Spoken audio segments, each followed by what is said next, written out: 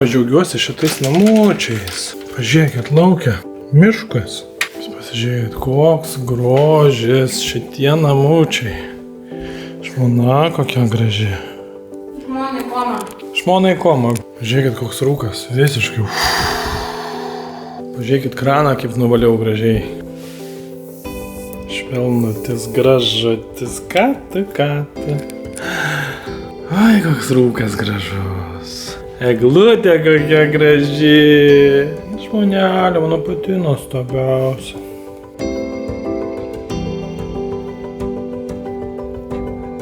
Eglutė skarota, eglutė žalia. Įdėsi tai videoką, tai čia... Įdėsi, aišku. Kas užpuls, taigi čia mano eglutė. Prasieinu per laukus. Ten mano namas, bet aš jau buvau nuėjęs ten toli. Žiauriai, fainas užsiėmimas, taip prasieiti. Gerą valandą. Labai iš karto tokių minčių įdomių kyla. O, ten lysvės matosi. O čia mūsų lysvės, čia mūsų namas.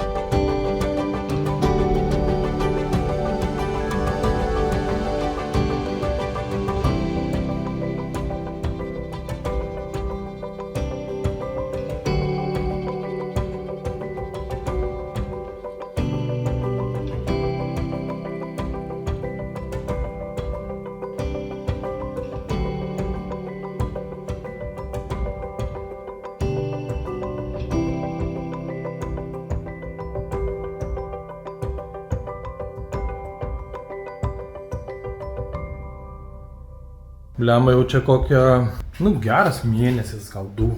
Praktiškai, kai 40-metį atšvenčiau nuo spalio pradžios. Skaitau, kad pirmą kartą po žiauriai ilgos pertraukos pagaliau įėjau į tokią būseną, į tokį režimą, kad iš principo sustojau. Tai aš stačiau ten tą trobelę stačiau, paskui vaikas gimė, laboratoriją stačiau, paskui šitą namą stačiau. Ir pagaliau aš. Strojkės čia nebaigtos, bet gyvent galim. Teisių neturiu, tai niekur nesitaškau, nelakstau. Gerai. Toks žiauriai geras laikas biškį atsigaut, biškį permąstyti gyvenimą, biškį pasvajoti apie kažkokius naujus projektus. Aišku, žmonos gaila, kad jinai vienintelė dabar šeimoj teisės turi vaiką vežti į darželį pirmyn atgal. Trobelėj Lūnai yra girliandas. Girliandas labai suseno. Pasižiūrėkit, tokios jau suseno. Ir pradėjo trumpinti. Taip, tos girliandos kainuoja apie 3 eurų. 10 metrų. Bet Lenkijai užsakiau allegro.pl. Viena dėžutė 8 eurai. Iš karto atveža per 2 dienas. Tokią va girliandą, 10 lempučių. Bet, žodžiu, labai rekomenduoju.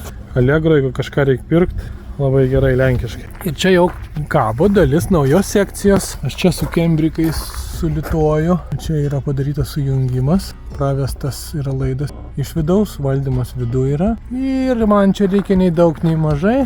60 metrų. 10 jau pakabinau. Bet už tai pažiūrėkit, kad turiu vieną tvarkingą dėžutę, kur tik įrankiai, kitą tvarkingą dėžutę, kur tik medžiagos, mano elektriko komplektai.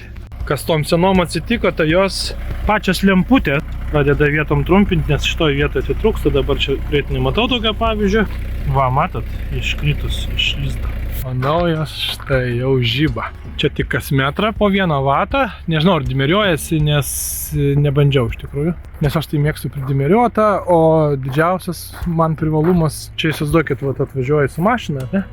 Ir takelis visas apšviestas, tu matai labai puikiai kaip eit, bet aš nemėgstu, būna alternatyvo tokie stulpeliai. Į kiekvienas tas stulpelis jų nebus tiek daug, kiek šitų lempučių, tai jis turi stipriai šviest, kad kažką apšviest. Ir kai tu eini tamsoj, tu matai tiesiog tokius kontrastuojančius, akinančius šviesos taškus. Labai nemalonu, kada ta šviesa būna. Šita šviesa yra tokia tolygiai visur pasiskirčius, nėra tokio didelio kontrasto. Ir aš naudoju ir kaip apšvietimą, ir romantiškesnė nuotaika. Čia va svečiai eina į Afūrą maudytis. Ir dabar šitą sekcijas 3 reikia pakeisti, nes šitas jau irgi atgyveno. Sėdžiu va senus laikus prisimenu, kaip šitą tvirtinu, kaip aš čia viską mokiausi dabar. Jau gumukės prasidėvėja, matau. Tos, kuris saulė labiau, paviesi mažiau. Čia galima matyti temperatūrinis judėjimas, koks vyksta, 6 mm. Per kiek čia, per 2,5 metro šitie yra sudurti. Šitą plokštę su šitą aš nepersuku, man tai pamokė. Ir jie tada tarpusavį atskirai gali laisvai judėti. Kita atveju, jeigu čia varžtas, tą varžtą ištampytų ir skylę didelę pramautų. Ką čia darau, tai latakus valau. Gerai tą dangą laiko, kol kas, nors jinai čia kaip laikina, ant jos turi dėtis kita pagal mano planą, bet gerai ir taip. Pagal mano planą va tokias aš visur turėjau sudėti, pažiūrėkit, kaip man iš tikrųjų patinka tokie užauga. Šiaip tai jos skaitos gal kenkia stogui, bet man tai nieko nekenkia. Viskas labai gerai. Vėdinimo matau užtenka, nors ten tokia labai maža skylutė, bet plokštės nesuminkštėja dar, reiškia gerai viskas. Va, kai miške gyveni, tai yra kasmet reikia, kai lapai nukrenta, išsivalyti. Toks darbelis yra. Šiaip žiauriai gerai laikęs namelis, viskas čiki-piki. Čia vienas žmogus dažė, čia kitas žmogus dažė. Kaip galim sakyti, abi yra šiaurinės pusės. Čia aš nematau ane jokio pelėsio. Gal, šitų kerpių kažkiek čia. Ir čia mes matomės visas jau žalias toksai. Sakykime, plius minus klimatinės sąlygas kaip ir vienodas turėtų būti pagal mane. Galbūt aš klystu, gal čia kažkaip daugiau to šviesos. Tas pats dažas, bet dažyta kitaip jau. Jau darosi skirtums. Skaičia mano išradimui medinė palangė, tai vat irgi šiaurinė pusė, matom, jinai jau... Šitas dažas šiaip netinka daiktui, kuris taip guli. Vertikaliam tinka, vat matot, jam labai čia patinka. Labai gerai. O šitas jau pažaliavęs kažkiek. Jau medis pradeda galbūt kažkiek minkštėti. Čia jau tikrai 3 metai eksploatuojas, jeigu ne 4 metai. Tai nebloga, viską apžiūriu, labai nebloga situacija. Toks įdomesnis reiškinys, pakalnutės visur čia prisiveisė jų ir jos, ir žydi. Čia žydi. Čia buvo vazonas padėtas su jom ir jos užsiveisė aplinkui. Tai man atrodo, va taip, kaip aš dabar tokiam tempe gyvenu, tai man čia yra gyvenimo. Tada kažkaip spėjau šį pamatyti ir kažką tai taip ir introspektyviai, ir kūrybai kažką truputį ten kažką sukurt, pagalvot. Kūryba, aišku, visokia gali būti įvairi. Gali būti žmogus kuria verslą, gali būti kuria kažkokius tai muzikos kūrinius. Pasidarbavau, dabar eisiu kažką pavalgysiu, žmonos nėra su vaiku visą dieną.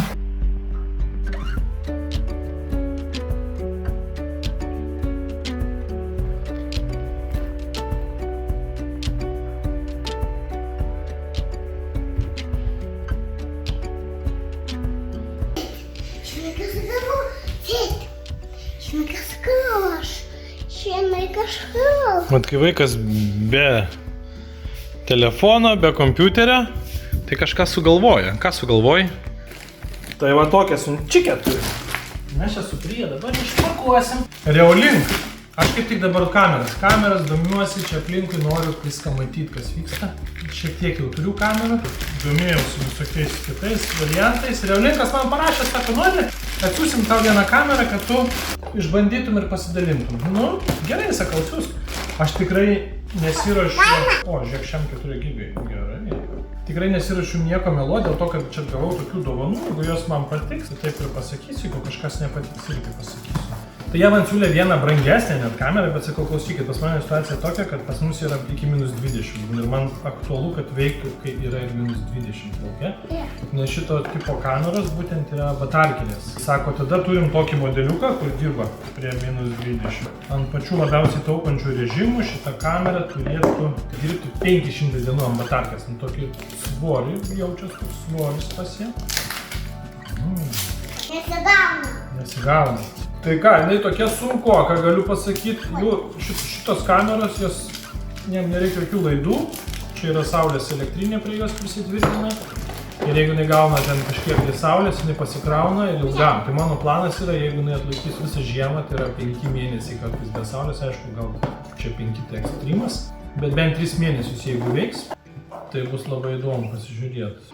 Kiek čia vatų? Beveik 6 vatų. Gan ilgas laidas, tai kažkur susirandi, kur gauna saulės tiesioginės ir tada jinai tipo gali non-stop dirbti, ir tada tipo nieko nereikia. Jei kol jinai gaudo Wi-Fi lauke ar kažkur viduj, jinai gali lauke stovėti, ant jos gali įlyti sandariai jungtis, įsikiša ir jinai nebijo lietaus. Iš tikrųjų nebijo, aš jau lauke testavau, bet tas prieš tai modelis, prieš tai kur turėjau Realink modelį, jisai -20 atlaikydavo.